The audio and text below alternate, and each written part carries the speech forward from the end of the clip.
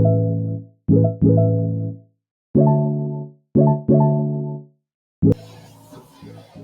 everyone, welcome to the Regfyl Podcast. I have with me a very special person in the compliance community in Africa. We have with us Kudzai Chaka. Kudzai is, if you are in the compliance community, she needs no introduction. She's one of the people that are on the forefront of challenging and improving compliance professionals to be better.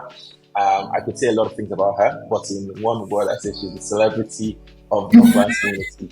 So, if you don't mind, can you just, for the people who, very, very small community of people who don't know who you are, could you just do a quick introduction about your.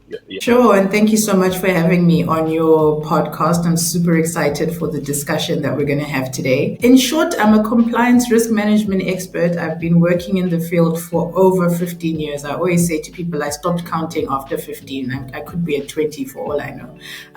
But I'm really passionate about compliance, working in the field of compliance professionally within my firm, KC Compliance, which provides advisory services, but also helping people who are interested in being compliance professionals to really understand what it is to be in compliance and, gain the skills and understanding of how to be really great in that role. So that's essentially what I spend my time doing. Okay, thanks, Kudzai. So I am a big fan of superhero movies, and in every superhero movie there's an origin story. So what is your origin story? How did you get into compliance and risk management? How did that Kudzai story in compliance start? It was a complete fluke, if I'm 100% honest. I studied law, and my intention upon graduating was always to go into legal practice. That was kind of the path that I had set out for myself. But upon starting to work in legal, I actually realized that, I don't think this is exactly what I want to do with my life. I didn't wake up every day feeling excited about practicing the law. It just wasn't something I wanted to do. So I essentially then I survived a year as a candidate attorney. And then there was a graduate trainee program opportunity that opened up in a financial services, it was a building society actually, company in Zim, where I'm originally from.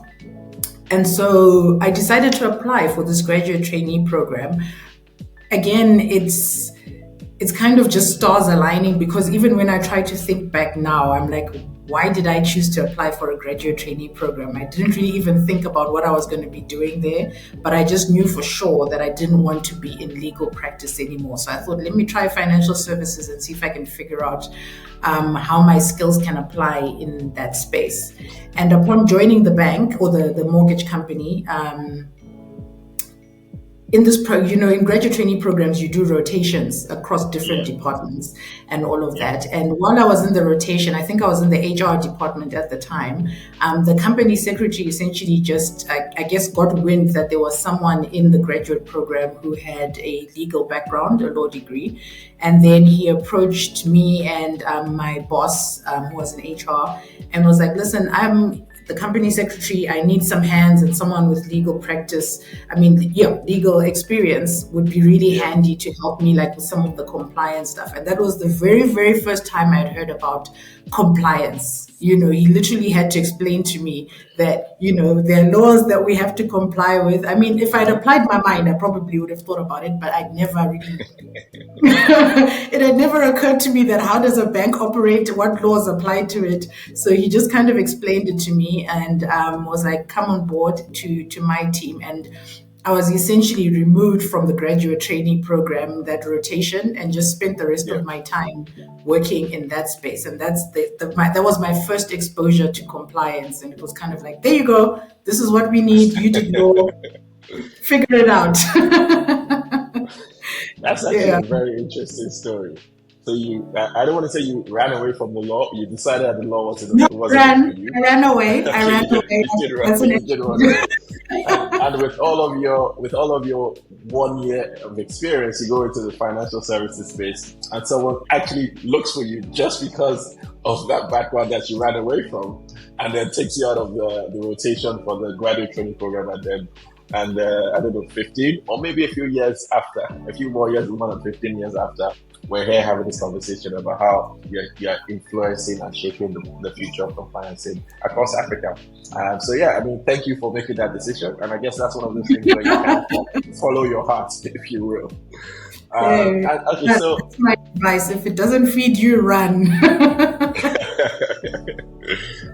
Thank you for that.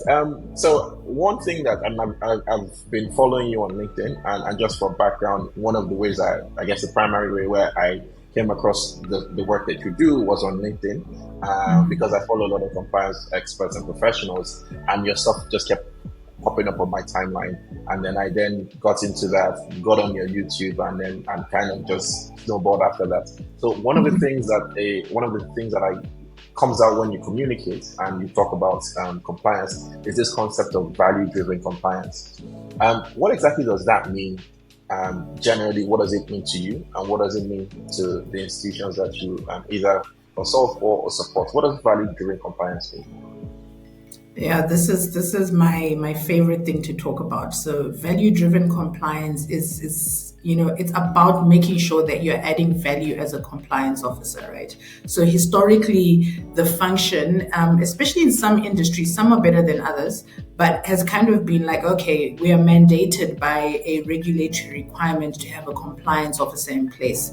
And the attitude is like, just hire somebody, whether it's with a law degree or finance background, and just sit them in that corner and say, we have to have you here, but we don't really want to include you in anything that's going on, but you tick a box that says we need to have you here.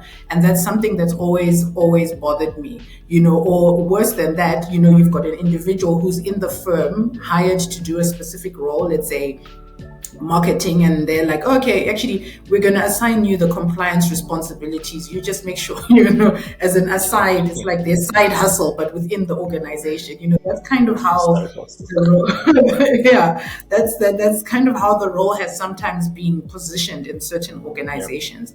And my belief is that compliance is something that can add so much value if you actually just really understand why it's in place. It's not something that's just a tick box exercise. Make sure we have a policy in place, tick. Do a risk assessment, tick. We can actually really sit down and be partners in businesses and organizations and say, okay, these are the strategic objectives that you're wanting to achieve. How can we work together as your partner to make sure that you're achieving those objectives, but in a way that manages risks and ensures that, the business survives over the long term and is sustainable, and that you're making an impact and you are able to continue to service your clients. You're not having your license taken away from you. You're not making decisions that expose you to unnecessarily high levels of risk. So value-driven compliance is really about making sure that we as compliance officers are positioning ourselves as important business partners in an organization that are there to walk the journey with our business partners and say, you can do what you want to do. We're not stopping you. We're not, decorative pieces on a shelf. We are partners to work together and help you achieve the goals that you have, but in a risk managed way. And that's what value-driven compliance means to me. Mm-hmm. I mean, thank you so much. I mean, I do know about value-driven compliance because I have listened to a few of your talks. And for me, it's a concept that when you hear it actually articulated the way you have so beautifully, it makes sense. Mm-hmm. And at the back of every compliance professional's mind, that's what they want to be. They want to be an integral part of this corporate structure, this process for driving not just professional value, but actually business growth, if you will. And so, the focus of what you said, I'm just kind of picking up on a couple of points that you mentioned. The focus of what you said is really around the compliance professional, kind of positioning themselves to be that value-driven compliance professional. I guess the converse of it is when you have organizations who don't actually value compliance professionals, and like you gave an example of maybe they bring someone from marketing or someone from as the side hustle compliance officer. How do you communicate that if you're not within the system to be able to show your value? How do you communicate that to the people, the powers that be, if you will, to make that investment in ensuring that they're taking the approach that compliance should be a value-driven and position within the organization. How do we change those hearts and minds of the guys in those boardrooms? Well, first and foremost, you need to be proactive and engage, right? Don't just sit in your office and say, well, if they're not looking for me to bring me to the table, I'm just going to sit here and wait. That never works because, like I said earlier on, we're dealing where a lot of sectors, industries have a kind of tick box mentality to compliance. So you have to be proactive about your engagement with your business stakeholders and being like, I'm here to help, I'm here to work with you. And some of the ways you can do that is simply just building those relationships. Go out there. I know now people do a lot of work virtually, but go out there, meet the people that you work with, your operations, your sales, your client services, your product guys.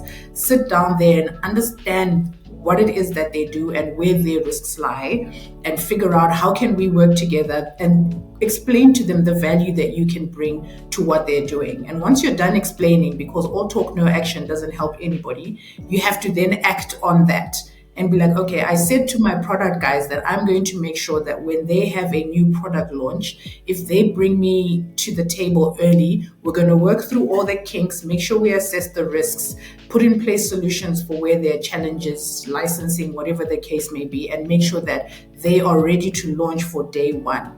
The proof has to be in the eating, right? Not just in the talking. So start first with engaging and building those relationships with your business stakeholders, building that trust, and then acting on and delivering on what you said you're going to do. And once they can actually see the evidence that, okay, Kudzai is here and she says she's going to help us achieve our objectives. And actually, when we launched that product, we managed to get it done. We didn't have any product recalls or anything like that. Or we got the license that we needed in this particular jurisdiction. Timeously, when there were regulatory issues, those were managed effectively. You have to do the work, and then that's how you build the trust. And they start to bring you in earlier and have those conversations, because now they actually trust that you're on the same page and you've shown evidence of your value delivery. And the other thing is you have to learn to speak in the language of business. And this is like the bugbear that I have a lot of the time with people, right? You go into these rooms and you quote legislation at people, section 42 or 603,000 of this act, and says you can't, you mustn't, you don't, you whatever. Okay, what does that mean at a business level? How does that impact my revenue? How does that, me putting in place these controls that you're saying, how does that benefit me from a business perspective in numbers and cents, if you can translate it into monetizing? So you also have to learn to think like a business person. If you're just stuck in your little legal corner with your legalese, it's just gonna, you say what you have to say and they're like, okay, moving on swiftly.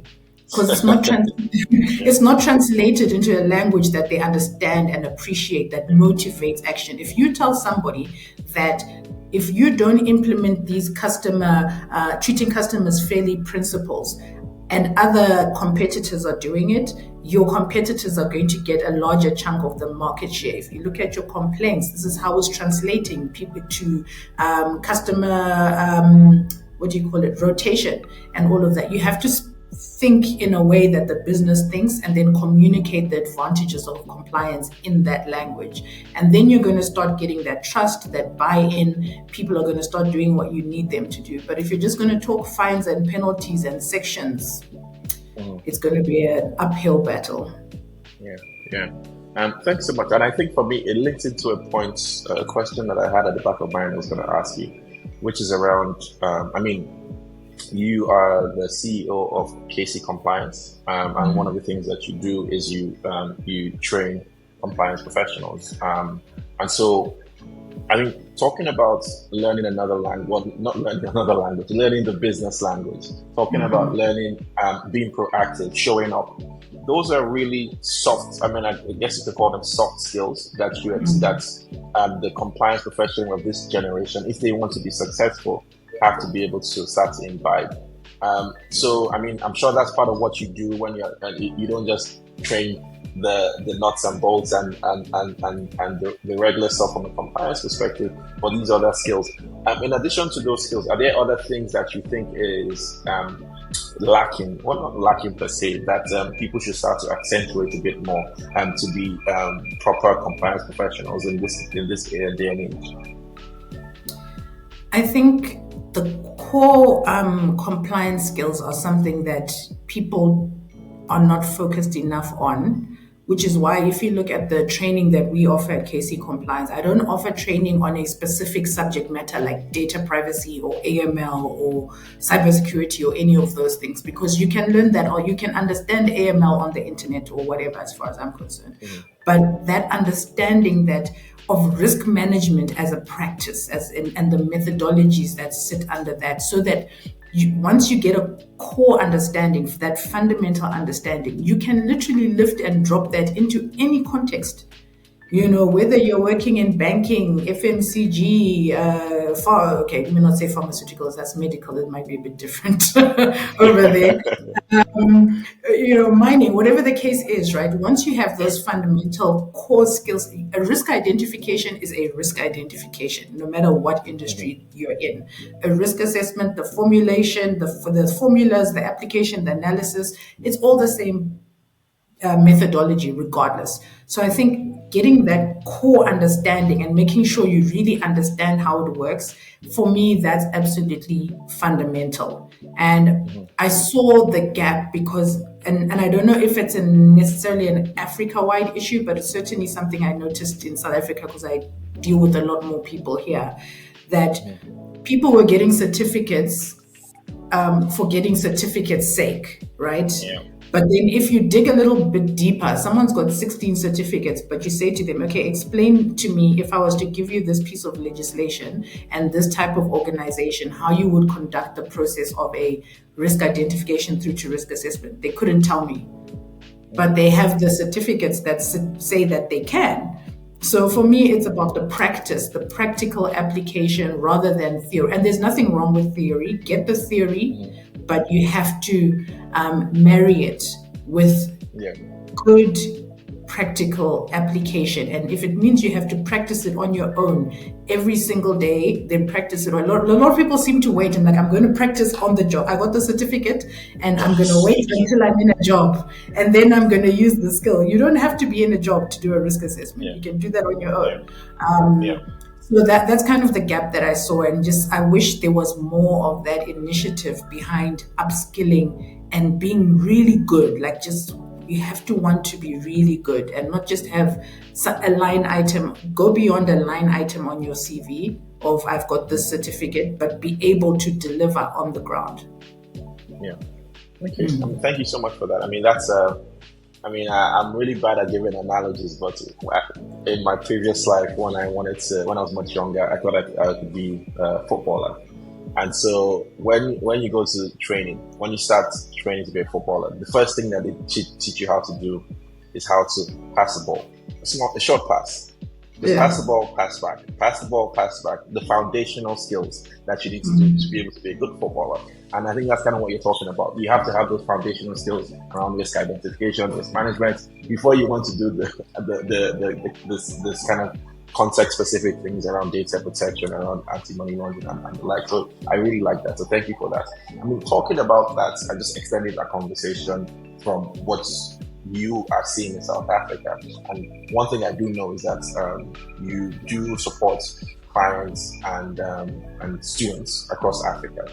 And so are there any particular trends that you're seeing, for instance, in particular jurisdictions, or that you're seeing play out across multiple jurisdictions, or regional trends? I know that, are there any trends that you're seeing that you might want to kind of share with us? I think there's a regularization of the regulatory landscape that's happening, right? So in a lot of different countries, they're trying to say, okay, and in South Africa specifically as well, when you look at things like the Coffee Bill, Conduct of Financial Institutions Bill, it's looking at, there's a large landscape of laws. that touch on different areas within the financial services sector. And this bill is supposed to be like, okay, let's take a look at everything that's happening in this space and see if we can kind of homogenize or create a bit more harmony around how the regulations work. And I think that's a trend that we're seeing in a lot of different jurisdictions where, you've got laws. I mean, if you look at them, it's like it was written in 1934, promulgated in 1969, so there's now that trend of saying, okay, we now need to be updating our regulatory requirements where possible and seeing, does it still make sense for the type of operating environment that we have now? We have a lot of digitization, innovation, technology, fintech companies, all of this stuff is happening, but our laws were written in 1934 where this thing was not even an imaginable concept.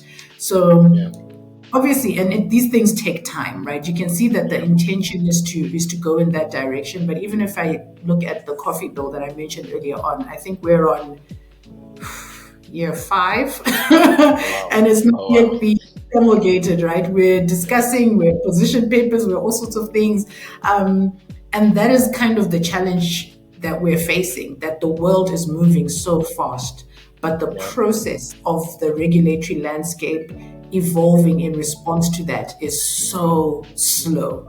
And it makes you wonder, by the time we actually get around to saying, okay, we've got appropriate cybersecurity, data protection, everything is in place, is the world still going to look like what are we going to find ourselves in the position we're in now? But there are attempts to kind of, you can see the work is being done, the position papers, the consultations, and all of that. I just wish we would move a little bit faster. And also things just like access to information, right? It's like an environment that's ripe for investment and people coming from overseas and even just people developing within the African countries themselves, like citizens doing great work. But then the question then is, if you are an organization that wants to do a business across Africa, how do you get to grips with the different laws and in some instances languages, of what is needed? There are areas of similarity, but it's so diverse. So there needs to be, and even access sometimes to the information. Like, some laws are literally physical papers, and the processes behind them that you then need to execute from a compliance perspective needs you to physically go and file something in an office, and it's stuff like that we need to address. And I'm hoping that as the regulatory framework and landscape, should I say, starts to evolve to meet modern needs, they're also operationalizing behind that to support modern operations, so that I don't have to literally get on a plane to do a filing in country. But I think that's what I'm seeing. There is movement, but it's a little bit at a glacial pace, and I'm hoping it moves faster so that we can keep up with the times. Okay, thank you. Come sit down and say, Kudzai, what is ESG? What does it mean to me? In my financial institution, so I work in a financial institution. Mm-hmm. What does ESG mean to me? What even if it's not a financial? If I work in any company, what does ESG mean to me? Why is it important? And just talk to me about ESG. So ESG, I mean, the acronym: environmental, social, and governance, right? And under social, it could be like your CSI, to make life easier for everybody to kind of grasp. And the whole concept is around, how does an organization make an impact or ensure that the way that they are doing business is mindful of, respectful of those kind of 3 categories. So are we making an impact on the environment, or making sure that as we do our business, we are not making a negative impact or as minimal a negative impact as possible on the environment? Socially, are we investing in the communities around us that we do business in? Are we empowering them? Are we leaving people better off because of our presence than, worse off because of our presence. Back in the day, you had mines coming and, just extracting. And maybe they would build a little school and a clinic there for the workers. But as soon as they were done doing what they were doing, it was just gaping damage and pollution, and the schools would shut down. So it's about making impacts socially, but that are also long lasting and not just for while you're there. And then governance. Do you have appropriate governance around the way that you're doing business, your decision making, and the way the business is run, and making sure that that's appropriately done. So that's essentially what those categories mean. But from my perspective, it's really about and we're moving to this thing where it's like, oh, you must report on ESG, how much, what's your carbon footprint and all of that. So, and that's well and good, because, investors want to see it, shareholders want to see it, but it has to move beyond just saying, we need to do it for shareholders, but businesses have to say, it's almost like the conscience of the business, and saying, we want to do business, but can we still be profitable? And a lot of case studies have shown that you can actually do good and still make money. Can we make sure that we are doing these things, protecting the environment for future generations, empowering the communities that we operate in, so long after we leave, if we leave, they can still actually be better off than they were when we got there. And then obviously governance being how you do things internally around that. So it has to move to much more depth and decision making. What type of people are we doing business with? Are we requiring them to be environmentally friendly, or are we just caring about what we do, and you can be as toxic as ever, but you're making money for us? So it's about how are you incorporating those values around ESG across all your channels and supplier requirements and things like that. So generally, looking towards the future, I say whenever I'm having a conversation, I was having a conversation with my dad. So my dad is over 70, and I was explaining to him about ChatGPT and AI and how it works, and he couldn't believe it. I asked him. We were having a chat, and I said, "Okay, ask me anything," and he told me, and I typed it in, and I put it in the chat, and then he saw it, and he thought I had done it somewhere else, and then he got it. So he couldn't believe it. So I use that as an example to say what is now normal to us. My mind is still blown every time I see the new release on ChatGPT or Claude. My mind is still blown. But I say that, and then I put myself in the shoes of my dad, who is over 70 years old, and it's like how things have changed from when he was active and professionally. And so I guess my question then is, how do you see that playing a role, just generally, not just artificial intelligence, but just generally technology? How do you see it, in your personal capacity or in a professional capacity, how do you see it playing a role in just general compliance in the future? Listen, we've come such a long way. I remember when I got my first email account, and it was when I was in university, and my brother had to walk me through the process. He's like, I'm sitting there and I'm like, how do I do this email thing? I was a late bloomer, only getting it at varsity. But now, like you said, we're using ChatGPT and Gemini and Copilot and all these different things that are available to us, right? But I think before we even start thinking about what the efficiencies that those that available technology can bring to any of us, we first have to get over the hurdle of being afraid of it. And a lot of people are still sitting in the space where they're afraid of it. And I'm constantly saying to people, I promise you, if you just play with this thing, it's not going to break. Just put something in there. You are not going to break. If you fail to break Google, you're not going to break these things, but it's very intimidating for some people. Yeah. And but I wish people would just play with stuff a lot more, I think, and just explore and see what it can do for you.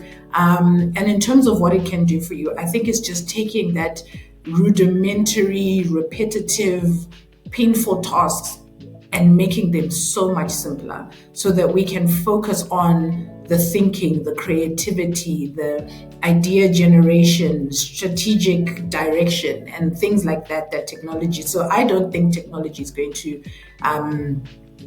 replace people in terms of those type of things. You still need people to be like, okay, like we were talking about ESG, there's certain decisions around that are more human centric than it is going to be, efficiency, how do we do it faster centric. So we're still going to need people for that, but it needs people to embrace it and maintain the conscience that needs to be had in a human society at the end of the day. So use it to create efficiencies in your life, to do research. There's a technology out there that before you would have to sit, when a new piece of legislation came out, you'd have to sit there and read it cover to cover, and you can relate as lawyers. It's like, you're bringing back memories, bad memories from my days in law school. Essential, exactly. And you have to read it cover to cover and like really get and understand, how does this section connect to this section. Now you can use AI to be like, okay, give me a summary on this point, give me more detail, and how are there sections in the regulation across the law that speaks specifically to this. Give me a view into that. You can do a much more efficient an analysis of laws and legislation, and then break. I'm not saying it means you mustn't read it now, but now when you go to read it, you can actually be more targeted about what you need from it. So there's those type of advantages, and why wouldn't you use that? You can free up so many more hours of your time. As you said, we all know the hours we spent reading them back to back. Now I can get an understanding of what it is. Even if it's like consultation papers, policy papers, you can use that, get understanding, but it doesn't take away from your need to then understand and apply. And that's where the application part is, where you need the person, because I understand the businesses that I support. Whether it's a transport company, a mine, a bank, I understand that business. And now I can say, in the context, with the understanding that I now have, I can apply the laws and regulations. So I think technology, for me, it's fantastic in that regard. Data analysis, organizations these days are mining so much data. If you think just the number of customer complaints an organization can get in a year, for you to be able to analyze that data, even for compliance testing purposes or whatever, you can use AI and technology to do that. So I don't know why people wouldn't embrace it, to be honest. I would just be like, when I'm on holiday and you're still working, that's how I did it. That's how I did it.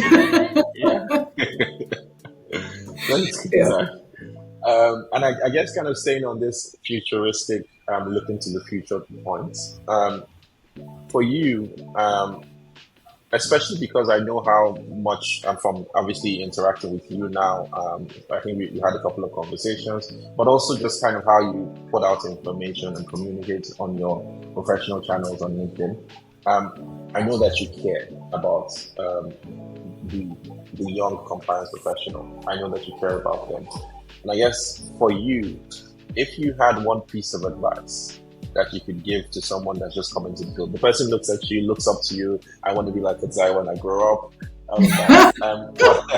What would be that one piece of advice that if you had gotten when you kind of stumbled into the profession, it would have made you a bit more laser focused into the profession? What would that piece of advice be?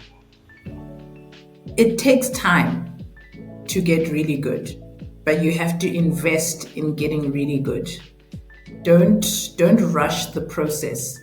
It's, you might look at me now and be like, oh wow, but like there was that first day when, the company secretary pulled me out and said, there you go. And I was like, what in the world is this? And what do you mean I must risk identify? Like, what's going on? So at some point you're going to be a beginner. So just allow yourself to be that person and absorb as much as you want, as much as you can. Identify people you can learn from, but don't necessarily wait to be taught. You have to be willing to sit there on a weekend and be like, okay, I need to read this piece of legislation and really understand, using AI if possible, and really understand what it is. I'm going to invest in learning about the industry, not just about compliance, but if I have an interest in insurance, pension funds, banking, whatever, FMCG, a specific sector, let me learn about the business and how it works. What are the prevailing trends? What's happening in these organizations currently? What happened historically? What are the risk issues? You have to invest in that learning as you go along. No one is going to sit you down every time, and the answer is not always a course. As much as I do training, I always, and it sounds self-sabotaging. The answer is not always a course. Sometimes the answer is just watch the news, read a book, understand what's happening in the sector. So you have to be curious and then just take the journey of learning and really just be like, I'm going to steadily upskill myself, educate myself. I always say to my mentees, walk around the world with your compliance eyes wide open. If you will see there's compliance everywhere if your eyes are open and looking for it. So that's kind of the advice that I would give to people who are starting out. It's not going to take 3 years and now you're ahead of compliance somewhere. So just throw that away. It's never going to happen. And if it did, someone is trying to someone is trying to take advantage of you. I promise. It's a poison challenge. You by no means will have the skills for that job in 3 years. It's just, you just don't have it. I can promise you that. I didn't. No one does. Walk the journey, invest in learning, upskilling, knowledge acquisition. You have to just be curious.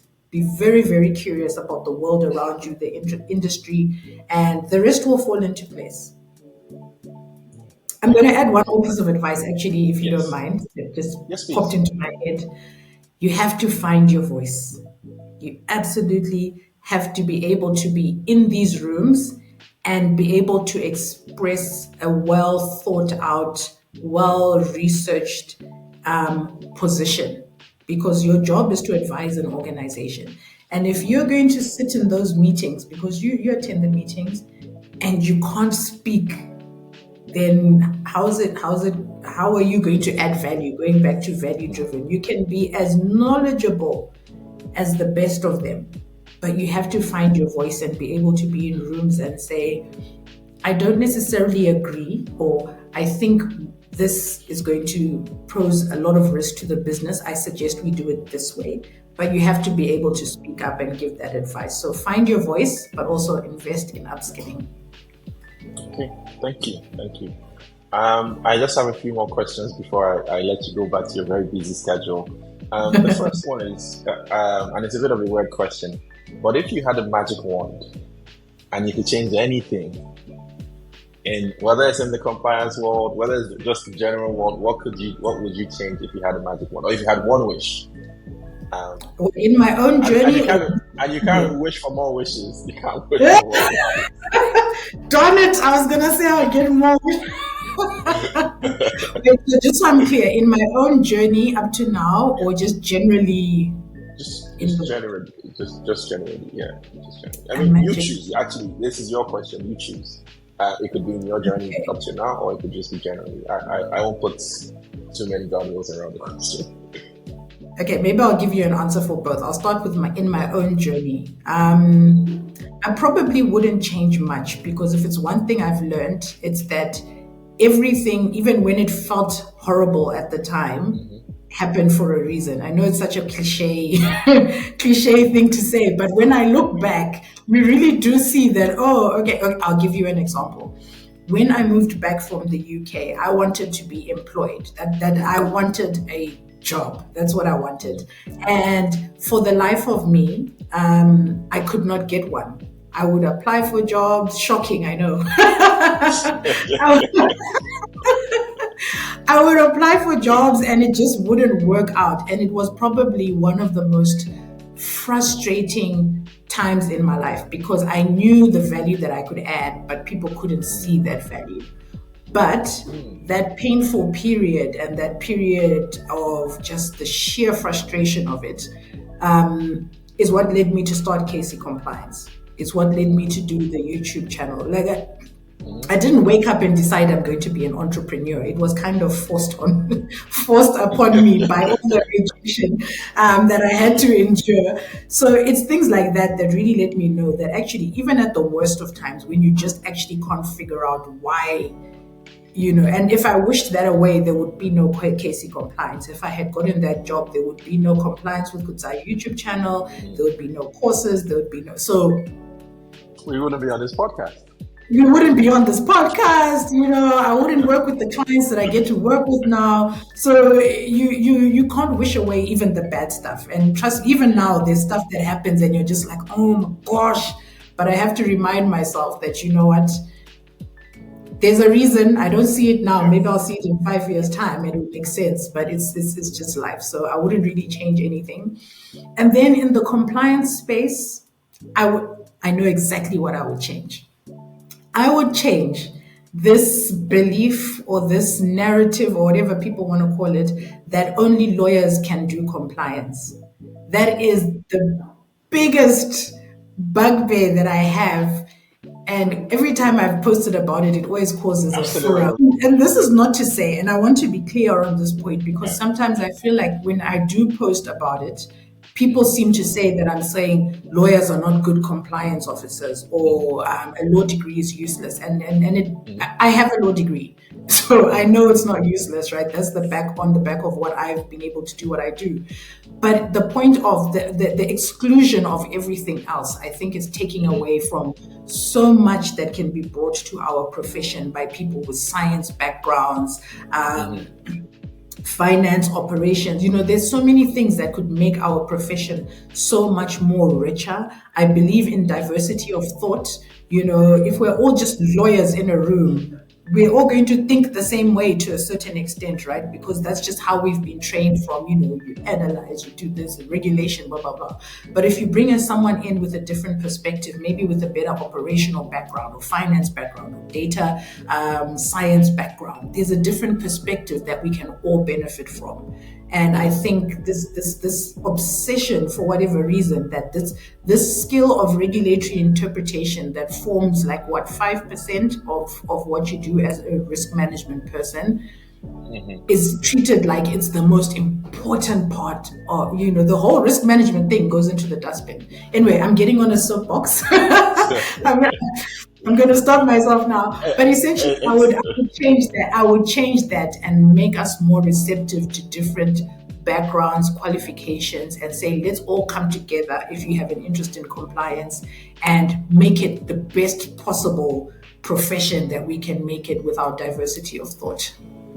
And thank you so much. It's a soapbox I love. And I guess I'm sure a lot of people that are listening would love that soapbox as well. So how can people find out more about you, your views? Where can they follow you? What channels? I know where to find you, but let's share that information with the rest put of it in the chat description so that they can do it. But if you want to follow me on LinkedIn, you can follow my profile, Kudzai Chaka, on LinkedIn, and on YouTube called Compliance with Kudzai. Those are the two places that I'm really active, primarily. So if you want to find out about consulting, your consulting work is yes, very important. So in terms of the advisory services, the consultancy work that we do under KC Compliance, you can visit our website. It's kccompliance.co.za. Really that, and I enjoy the learning stuff. I enjoy helping people, but my core passion sits within the doing of the work, that advisory services side. Again, particular passion for Africa, which is where you and I connected on. I'm like, KC Compliance is African advisory by Africa for Africa. So that's what we're about. And I just really enjoy working and contributing to a company's ability to be successful on the continent. So that's what we're about. So they should visit our website. Okay, and I'm sure they will. So thank you so much, Kudzai. This has been amazing. I had a wonderful time. And hopefully we can get you on the podcast again. And then I'll see you on LinkedIn and also in the YouTube. All right. Thank you so much, Kudzai. My absolute pleasure. Thank you.